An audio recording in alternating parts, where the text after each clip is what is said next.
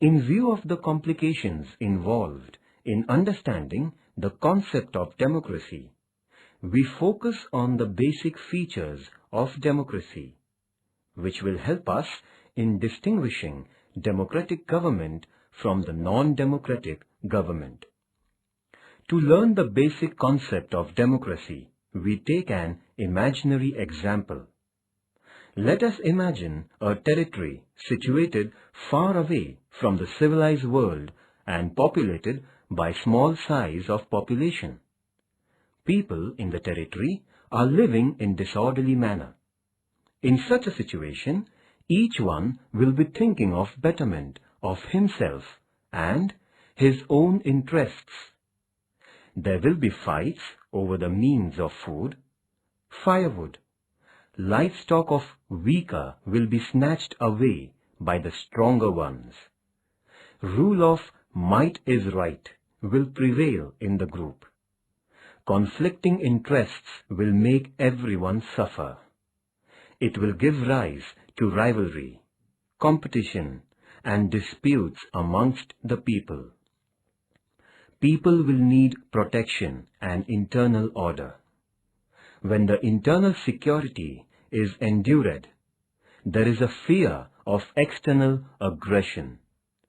So people will need protection from foreign aggression as well.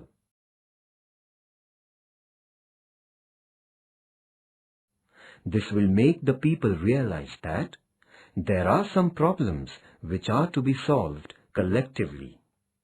So they will come together and discuss their problems and the remedies to them. Gradually, they will form themselves into an organized group. They will start thinking of the problems arising out of conflicting interests, problems of the group as a whole, and also the ways and means of tackling these problems. Of course, this will not take place in one meeting. To begin with, all people of the territory will come together, time and again, sit together, and will take collective decisions in the interests of the whole group. Now, the problem will arise as to who will decide what is beneficial to all, who will make the laws, who will implement the laws. Therefore, for making and implementing laws which are beneficial to all, then government will become necessary. Besides, for maintaining internal peace and order, and for protection from external aggression, a body called government will be needed. People will have to decide questions like, how to create this government? How will it function? This means that now people will face issues like how to form the government, what rules this institution will follow, etc.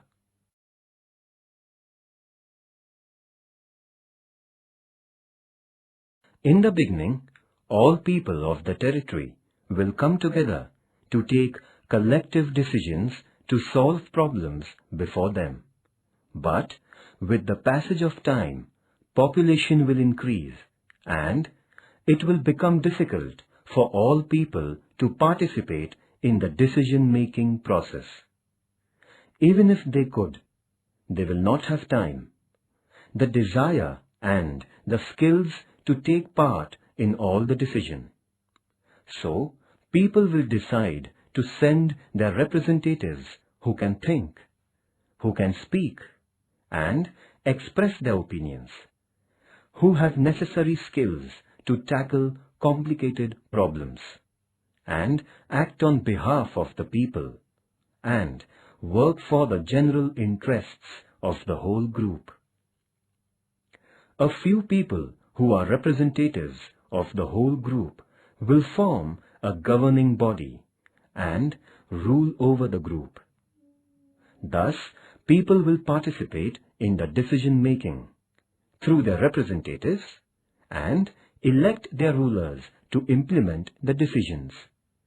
This will be a democratic system. Friends, if you consider the chain of events in the above story, you will come to know the process of the formation of democratic government. In the end, repeatedly held peaceful discussions among the people lead to the emergence of democracy. From this, we can say that democracy is the government created by the people, run through their own elected representatives to protect their own interests and the interests of the society. As Abraham Lincoln once said, democracy is government of the people, by the people, and for the people.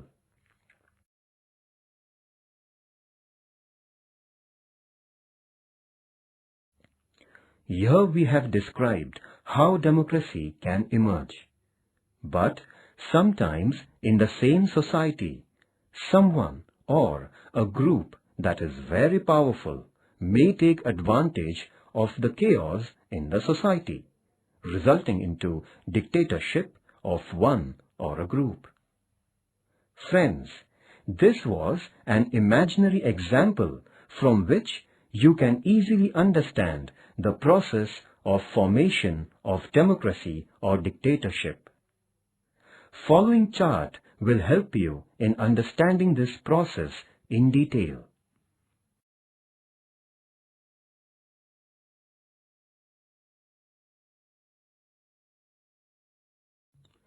Now, let us understand the meaning of democracy by studying some basic features of democracy.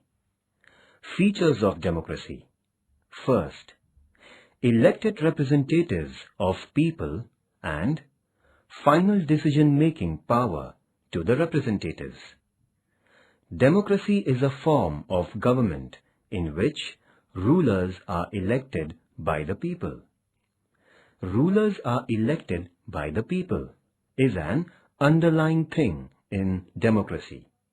Not only that, but final decision-making powers are also in the hands of elected representatives of the people. That means, in democracy, real power rests in the hands of elected representatives of the people. There are countries in the world where elections are held, but elected representatives of the people do not have final decision-making powers. For example, in Pakistan, elections used to be held, but there was a mixture of civil and military rule. Elected representatives had some powers, but sometimes final decisions were taken by the military officers. These military officers were not elected by the people. In communist Poland, under influence of Soviet Russia, and in Iraq under US influence, real power was in the hands of the external powers and not in the hands of internally elected representatives.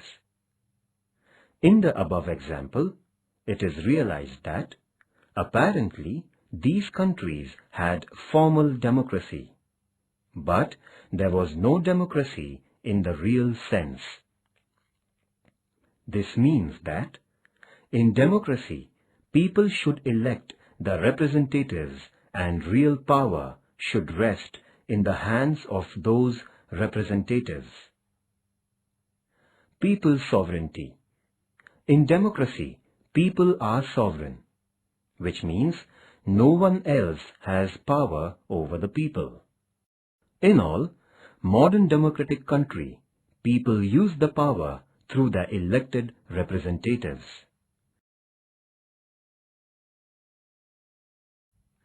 Second, free and fair elections.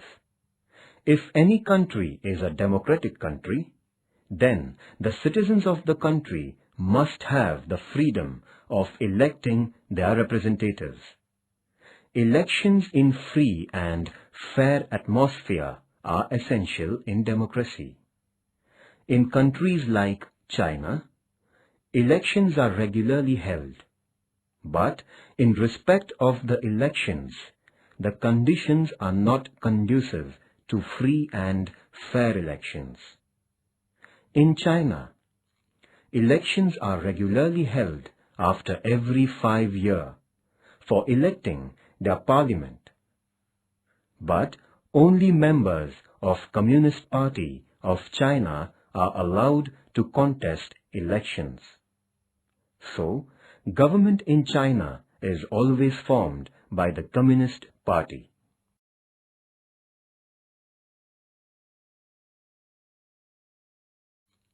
In Mexico, since its independence in 1930, elections held after every 6 years to elect their president. Until 2000, every election was won by Institutional Revolutionary Party. Under the pressure of Institutional Revolutionary Party, government officers, teachers and even the media forced the people to vote for the ruling party. So, opposition parties did contest elections, but they could never win before 2000.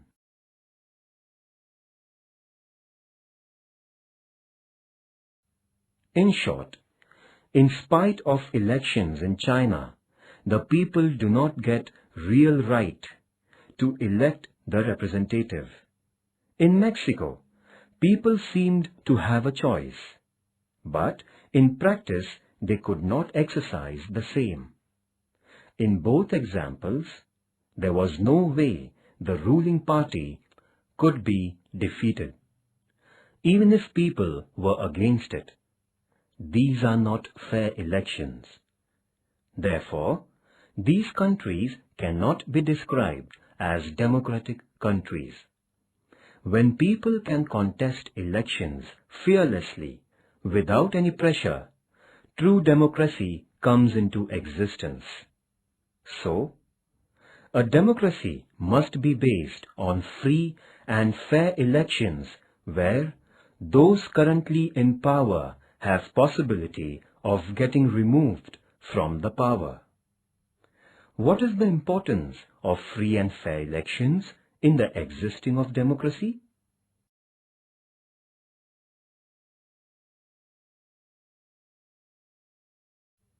Third, universal adult franchisee with each vote having equal value. Holding elections is a necessary condition for existence of democracy. The principle of universal adult franchise is accepted almost all over the world. Every adult citizen must have equal right to vote. Elections in democracy will be meaningless if equal right to vote is denied to the citizens. Democracy is based on a fundamental principle of political equality. However, there are many countries where equal right to vote is denied. Such countries cannot be described as democratic countries. For example, in United Arab Emirates, women have no right to vote. In Estonia, citizenship rules are framed in such a way that people belonging to Russian minority find it difficult to get the right to vote. In a democracy, each adult citizen must have one vote and each vote must have one value. In Fiji, the electoral system is such that the vote of an indigenous Fiji has more value than that of an Indian Fiji. The principle of democracy, namely, elected representatives of the people, is not practiced fully in such countries.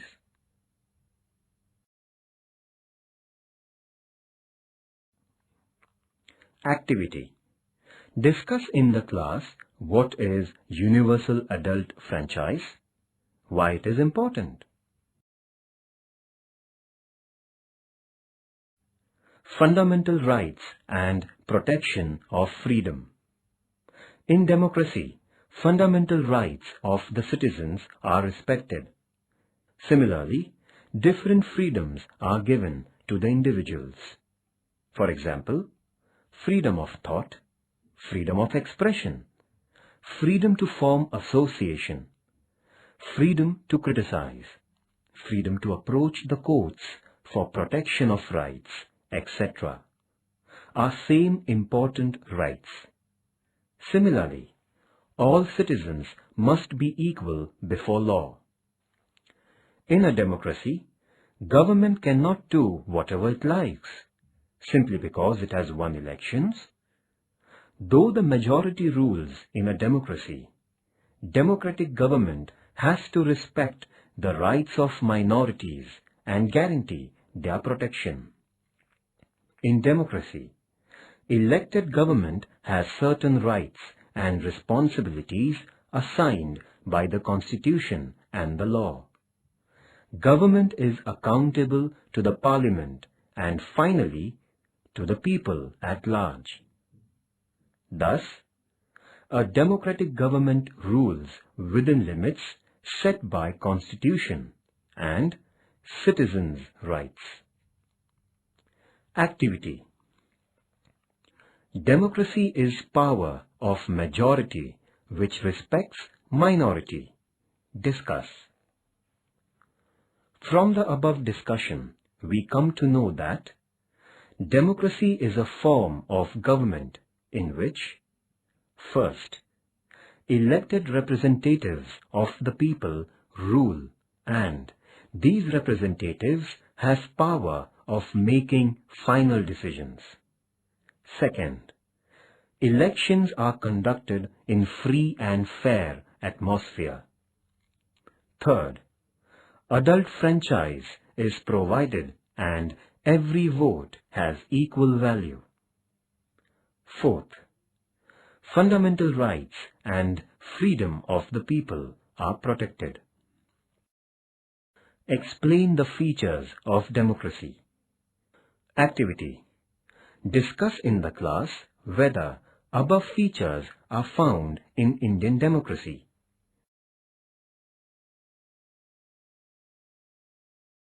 Chapter 5. Democracy. We live in an age in which democracy fascinates the people.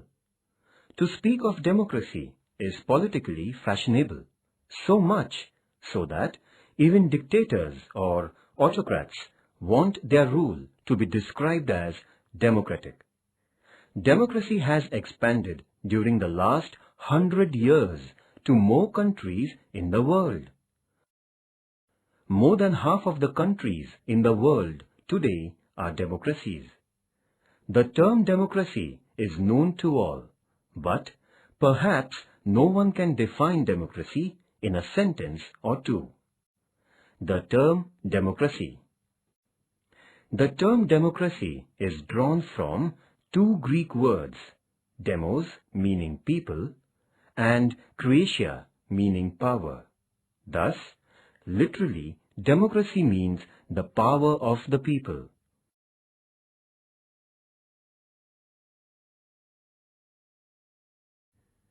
Forms of democracy. Right from ancient times, the system of democratic government has experienced various transitions. Therefore, we can divide democracy into two types: direct democracy and indirect democracy.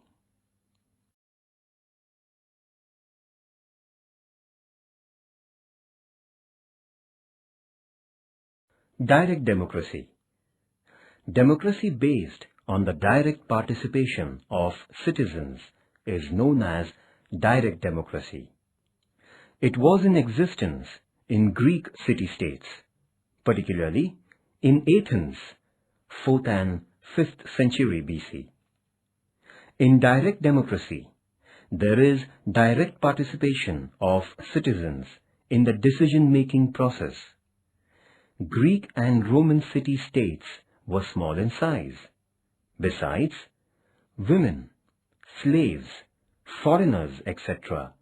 did not have status of citizenship, so citizens also were small in number.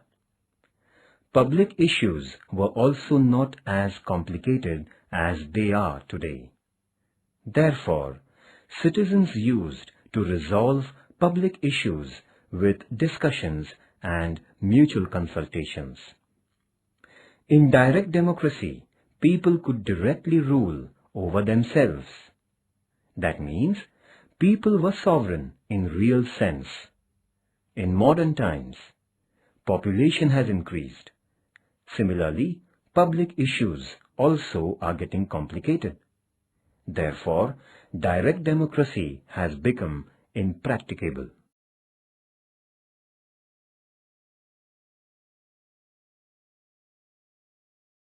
Indirect democracy. In modern nations, because of large territory and population, direct democracy could not survive. In modern democratic nations, all citizens do not take active part in the affairs of the government. Citizens elect their representatives who can think, speak, and act on behalf of the people, and make decisions and implement policies. The democratic form in which elected representatives run the government is called indirect or representative democracy. In states like England, the USA, France, and India, there is indirect or representative democracy. Representative democracy means a democracy in which government is formed from amongst the elected representatives of the people. Since citizens express their views not directly but through their representatives, it is called indirect democracy.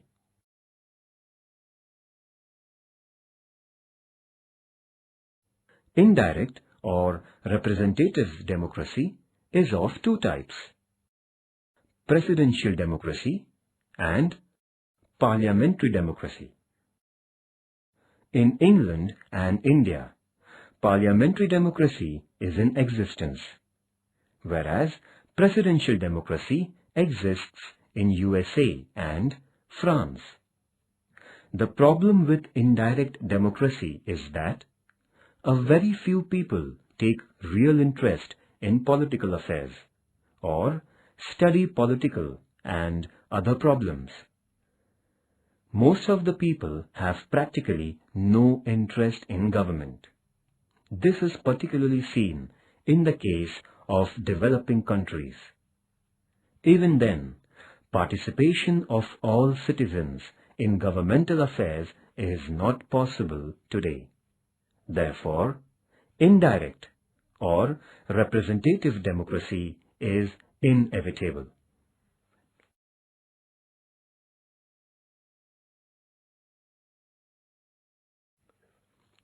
Ways of increasing people's participation in modern times.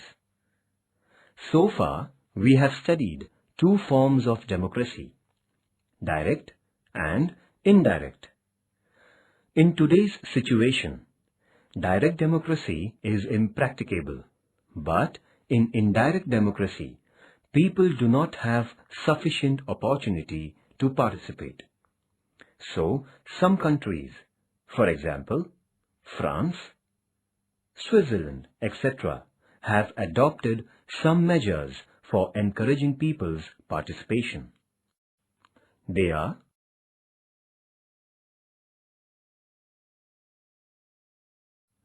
first, recall, to call back the representatives. In indirect or representative democracy, people's representatives are elected, and these representatives rule for a specific period of time. But if any representative is not properly discharging his or her responsibilities, Then he or she can be called back with the written request of specific number of voters. This is an effective way of putting control over the representatives. This method is adopted in Switzerland and in some states of America.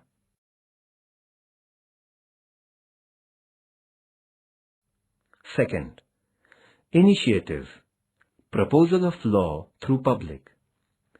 Proposing and making law is a responsibility of the legislature. However, when citizens propose a law, it is called initiative. In some countries, there is a system that legislature must consider proposal if supported by a specified number of citizens. This right is enjoyed by the citizens of Switzerland.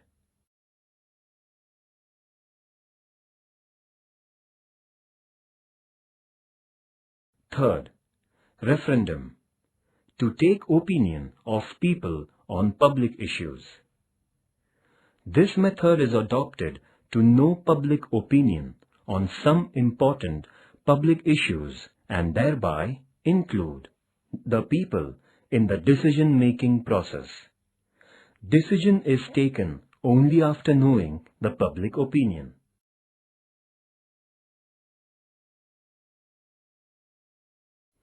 Fourth, plebiscite, people's opinion on proposal of law. Many times the terms plebiscite and referendum are used synonymously. Opinion of the people on political, social, or economic issues is taken through referendum. However, method of plebiscite is adopted to get approval of citizens on the law passed by the legislature. This is called plebiscite. For example, in Australia, plebiscite is needed for amending the constitution. Activity. Organize a debate competition on Democracy in India, a Successful Democracy. Collect information on parliamentary democracy and presidential democracy with the help of your teacher.